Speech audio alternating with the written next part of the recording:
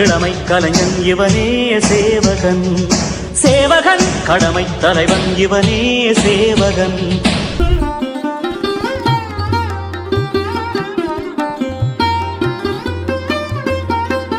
வணக்கம், இது சேவகன் மீடியா. இன்னைக்கு நாம தாம்பரம் அடுத்த பெருங்கலத்தூர்ல சதானந்தபுரம் பகுதியில் இருக்கோம். சதானந்த சுவாமிகள் அப்படின்ற சாமி வந்து இங்க ஜீவசமாதி அடைஞ்சதுனால இந்த ஊருக்கு சதானந்தபுரம் என்ற பேர் வந்தது. சாமிகளோட 103வது குரு பூஜை விட இந்த தை மாசம் மகா நட்சத்திரத்துல சிறப்பாக நடைபெற்றது. அதை பத்தின விரைவான செய்திகள் நம்ம பார்க்க போறோம். வாங்க பார்க்கலாம். பக்ருட்ரி ஆர்கானிக்ஸ் ஹோம் நீட்ஸ் தரமான ஆர்கானிக்ஸ் மளிகை பொருட்கள், அழகு சாதன பொருட்கள் மற்றும் branded nighties, churidar, sarees and ladies wear. சேவகன் நேயர்களுக்கு வணக்கம். அருள் தரும் ஆன்மீகம் நிகழ்ச்சியில் சென்னைக்கு அருகில் உள்ள ஒரு சித்தர் ஜீவசமாதியும் சித்தருடைய 103வது குரு பூஜை விழாவையும் பற்றி பார்க்க போகிறோம். நவகண்ட யோகத்தில் பிரசித்தி பெற்ற ஸ்ரீமத் சதானந்த சுவாமிகளின் 103வது குரு பூஜை விழா 16 ஜனவரி 2025 அன்று தை மாதம் மகம் நட்சத்திரத்தில் சிறப்பாக நடைபெற்றது.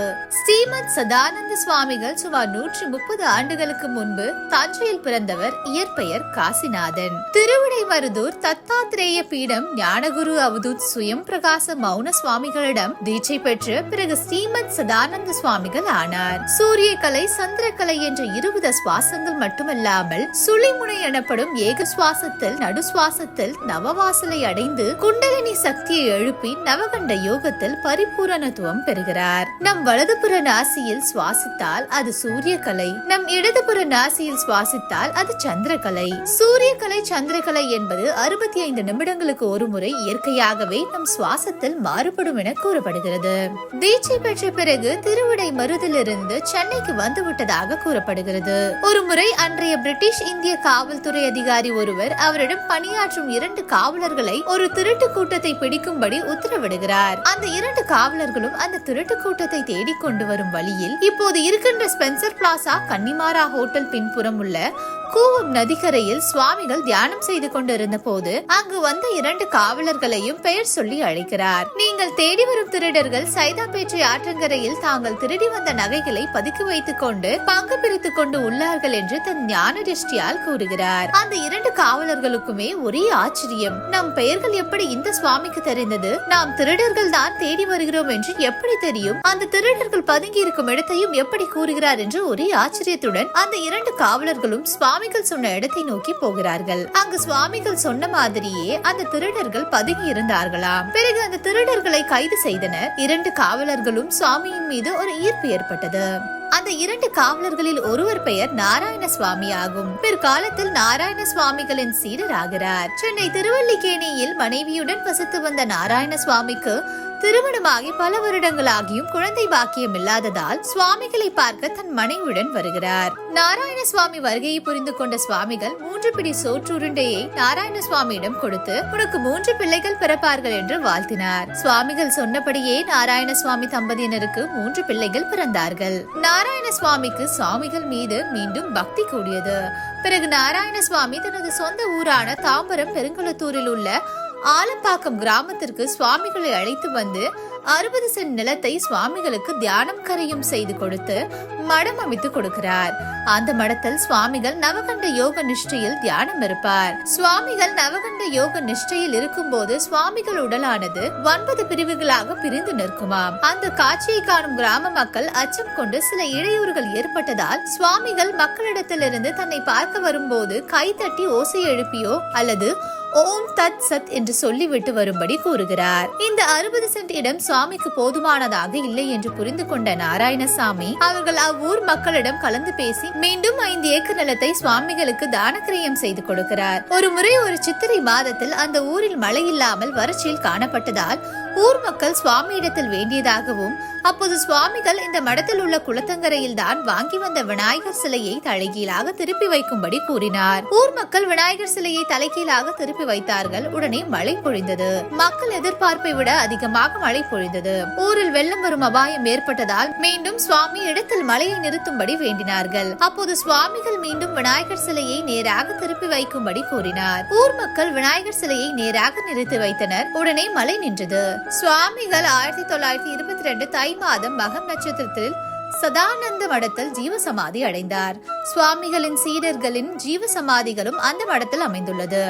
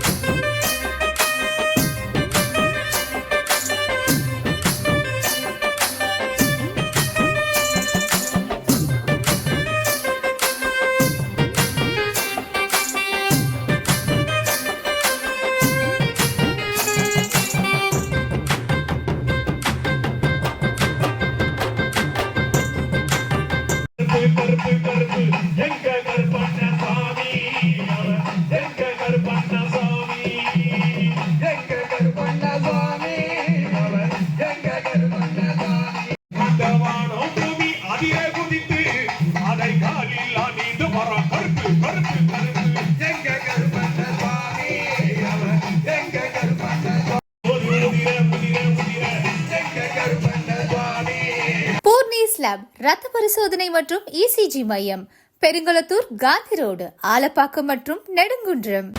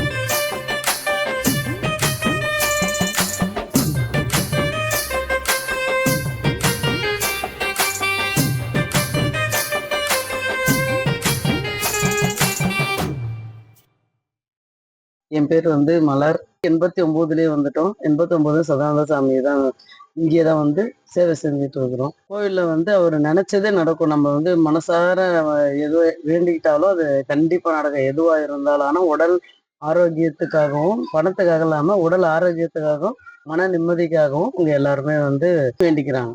எனக்கு வாழ்க்கையில நிறைய எனக்கு சதானந்த சாமி நிறைய செஞ்சிருக்காரு. என்னுடைய வாழ்க்கையை மீட்டு கொடுத்ததோ, என்னோட பொருளாதாரம், குழந்தைங்களுடைய ஆரோக்கியம் எல்லாத்துக்குமே அவரு தான் எனக்கு உறுதுணையா கூட இருந்து எனக்கு தாத்தா மாதிரி. என் பேர் கோபிகா. நான் இங்கே தான் மடத்துக்கு பக்கத்தில் சதானந்தபுரத்தில் தான் இருக்கேன். நான் இங்கே எனக்கு சின்ன வயசுலேருந்து இங்கே வரேன். ஏன்னா இங்கே எப்போவுமே இங்கே வந்தால் ரொம்ப சந்தோஷமாக இருக்கும். என்னதான் வெளியில் ஒரு மாதிரி இருந்தாலுமே இங்கே கொஞ்ச நேரம் இருந்துட்டு போனாவே போதும். ஒரு மாதிரி மனசுலாம் நிம்மதியாக இருக்க மாதிரி இருக்கும். என் பேர் அழகு பாண்டியன். நான் இங்கே பல்லாவரம் பக்கத்தில் பொளிச்சூர்லேருந்து வரேன். நான் இங்கே சாமியை பார்க்க எப்படியும் வாரம் வந்துடுவேன். ஸோ இங்கே வந்தேன்னா எனக்கு ஒரு நல்ல அமைதி, மன அமைதியோட நல்ல ஒரு நம்ம மனசில் நினைச்சாதே போதும், நம்ம என்ன நினைக்கிறோமோ அது நிறைவேறும். அந்த அளவுக்கு சக்தி உள்ள சுவாமி இவர். உங்களுக்கு எதனா நடந்திருக்காரு? இல்லை, நம்ம ஏதாவது ஒரு வேண்டுதல், நமக்கு ஒரு வேணும், இந்த மாதிரி நடக்கணும், இல்லை நம்ம ஒரு மனக்குறையோட வரோம்னா அது அடுத்த நிமிஷமே நமக்கு வேலைக்கு போகுது. ஸோ அந்த அளவுக்கு ஒரு மன தைரியத்தை கொடுக்கக்கூடிய இடமா இருக்கு. இந்த இடமும் பார்த்தீங்கன்னா ஒரு ரம்மியமான இடம், இது ஒரு நந்தனம் மாதிரி இருக்கும். நீங்க உள்ள வந்தாலே உங்களுக்கு ஒரு மன அமைதி வந்துடும். ஸோ இடம், இவருக்கு இந்த சக்திகள் உள்ள இருக்க சித்தர்களோட அருள் எல்லாம் சேர்ந்து உங்களுக்கு ஒரு நல்ல ஒரு பாசிட்டிவ் எனர்ஜி கொடுக்கும். இது நம்ம இங்கே தவறாம நம்ம நினைச்சா போதும், இங்கே வரணும்னு நினைச்சா போதும், நம்ம ஆட்டோமேட்டிக்காக இங்கே வந்துடலாம். ஸோ அந்த ஊருக்கு ஒரு நல்ல ஒரு பாசிட்டிவ் எனர்ஜி இருக்கும். இங்கே உள்ள வரும்போது வைப்ரேஷன் இருக்கும், நல்லா இருக்கும். இங்கே போனோம்னா இங்கே வந்துட்டு போனாலே நல்லா இருக்கும். என் பேர் வாசுதேவன். இங்கே பக்கத்தில் எஸ்எஸ்எம் நகர்லேருந்து வரேன். ஒரு 10 வருஷமாக இங்கே வந்துகிட்டு இருக்கேன். இந்த சித்தர் நவகண்ட சித்தர். அப்படின்னாக்கா 9ஆக பிரித்து, உடலை பிரித்து நிஷ்டையில் இருப்பார். 103 வருஷம் ஆகுது ஜீவசமாதி ஆகி. மக்கள்லாம் அவங்க உடம்பு பிரிஞ்சு இருக்கிறத பார்த்துட்டு பயந்துட்டு யாரோ கொலை பண்ணிட்டாங்க பிள்ளைக்கு அப்படி பயந்துட்டு இருப்பாங்க. அதனால ஓம் தத் சத் குரு பரபிரமணே நம அப்படின்னு கை தட்டிகிட்டே வந்தாங்க. அவர் ஒன்று சேர்ந்து ஒரே உடலாக காட்சி தருவார். நம்ம மனக்குறைய ஒரு நிவர்த்தி பண்ணுவார். உடல் ஆரோக்கியம் என்னென்ன தேவையோ அதை நமக்கு தருவார். இங்கே பக்கத்துலேயே ஏர்ஃபோர்ஸ் இருந்தால் கூட இங்கே இந்த இடத்துக்கு வந்தோடனே சிட்டியை விட்டு அவுட்டரில் இவ்வளோ அமைதியான சென்னைக்கு பக்கத்துலேயே இவ்வளோ அமைதியான நிம்மதி தரக்கூடிய ஒரு ஆன்மீக ஸ்தலமாக இது விளங்குது. பிரதான மந்திரியின் மக்கள் மருந்தகம், மத்திய அரசின் மலிவு விலை மருந்தகம், பெருங்கலத்தூர், காந்தி ரோடு, நெடுங்குன்றம். நமஸ்காரம். என் பேர் ராம்கோபால். ஒரு 4 வருஷமா இங்க வந்து பணிபுரிஞ்சிட்டு இருக்கேன் நான். சுவாமி 1922 தை மாசம் மகா நட்சத்திரத்து அன்னைக்கு சாமி ஜீவசமாதி ஆனாரு. இங்க ஜீவசமாதி ஆகி இன்னைக்கு 103 வருஷம் முடிஞ்சு 104வது குரு பூஜை நடக்குது. 104வது குரு பூஜை எக்ஸ்பெக்ட் பண்ணிட்டு இருக்கோம். 103வது குரு பூஜைக்கு ஒரு 10,000 பேர் வந்து பார்ட்டிசிபேட் பண்ணாங்க. அந்த பார்ட்டிசிபேட் பண்ண இதுல வந்து விழால வந்து 3 வேளையும் அன்னதானம் சிறப்பா நடைபெற்றது. தஞ்சாவூர்ல சுவாமி பிறந்து திருவிடமருதூர்ல ரயில்வே ஸ்டேஷன் மாஸ்டர் உத்தியோகம் சுவாமிக்கு. ஓகே.